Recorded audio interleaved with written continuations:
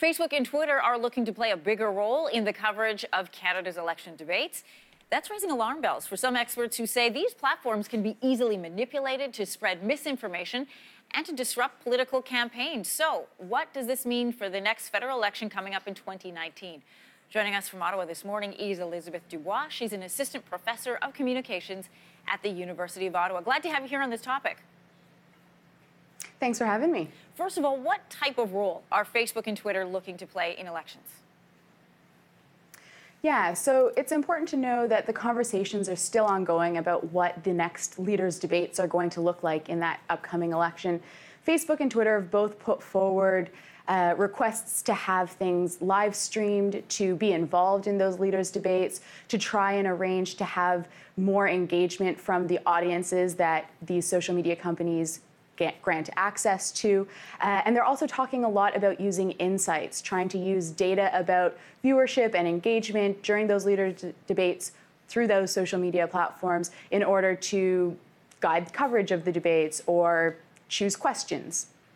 In Twitter, also using the phrase, they want to be technologically neutral. What does that mean?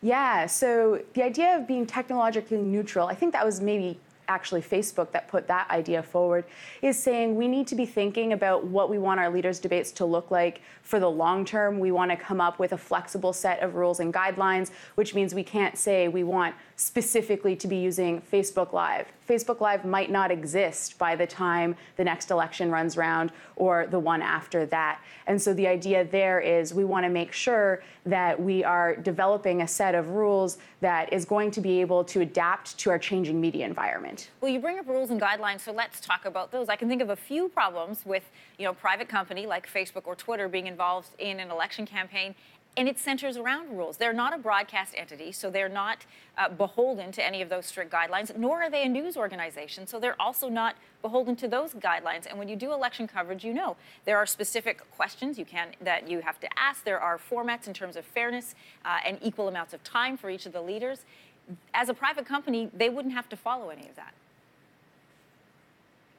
That's true. We don't have guidelines that these companies are currently regulated by. We don't have the same sets of rules in place, but we are working on trying to develop them, or so the conversation goes. Hopefully that'll come forward. What we saw in the US election was these companies pairing with traditional media outlets in order to have a little bit of balance. I think what we need to think about moving forward is how much ownership over these debates might these social media companies actually be allowed to have. I'd be really worried of a scenario where it is a Twitter debate or a Facebook debate rather than focusing on the debate itself. Once we start focusing on the company, then we run into a lot of these issues. Facebook is talking about showing less news. They said that that's going to happen, but they do want in on political debates. So then how does that square up?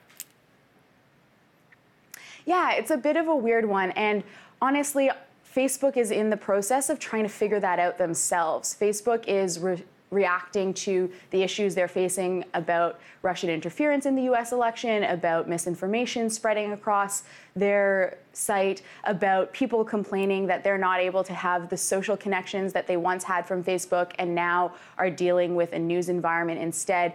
And I don't think they know exactly how this is going to play out. It's also worth noting that the conversations about how these election debates are going to look started before Facebook announced their change to newsfeed, and we haven't heard from Facebook Canada how exactly those square. On the journalism side, people take a look at that, them running less news, and say that has more to do with the fact that it's just not worth it for them anymore. Because of investigations like what's happening around Russia, because of their involvement in news has seemed almost like a bad PR campaign for them from the beginning. Could that be behind them pulling back on news and sharing that kind of information? Yeah, we need to remember that these social media companies are driven by the bottom line. They are driven by profit. They want to make a product that is going to be useful to their users. They want to make a product that people are going to engage with, that advertisers can make money from, that they can make money from. And so if news content isn't getting them there, they're not going to prioritize it. It's also interesting to know that across Western democracies, social media sites are consistently some of the least trusted news sources. They make up a really important part of people's news diets, but they're not trusted, which means that people go and they verify information they see on social, or they use additional sources of information to confirm things. And so that, too, I think, could be playing into this decision that Facebook's brought forward. Well, it is an interesting dilemma that, when you talk to people now, they say, I read it on Facebook. They don't name a network. They don't necessarily name a newspaper where that news source came from. And we know 51% of Canadians are using social media as a way to access news. So an interesting debate going forward, if that's the platform people want, but they're not beholden to the same guidelines of election coverage, how do they square that? I guess that's what they're trying to figure out right now. Exactly. They're trying to sort out what that looks like. And the way social media companies work, the way Facebook works, is they experiment with their algorithms. They see how it works. They see how people respond, and then they tweak until they come up with something that works for their users. So I expect we're going to be seeing a lot of experimentation and changes moving forward. In the US, for example, they're experimenting with some local news tabs, so creating local news sections within the Facebook platform for people from particular cities. If that works well in those select US cities, we might see that move up to Canada, and it might again change the way people are interacting with news through Facebook. Still such a huge gray area. Thanks so much, Elizabeth. My pleasure. Thank you.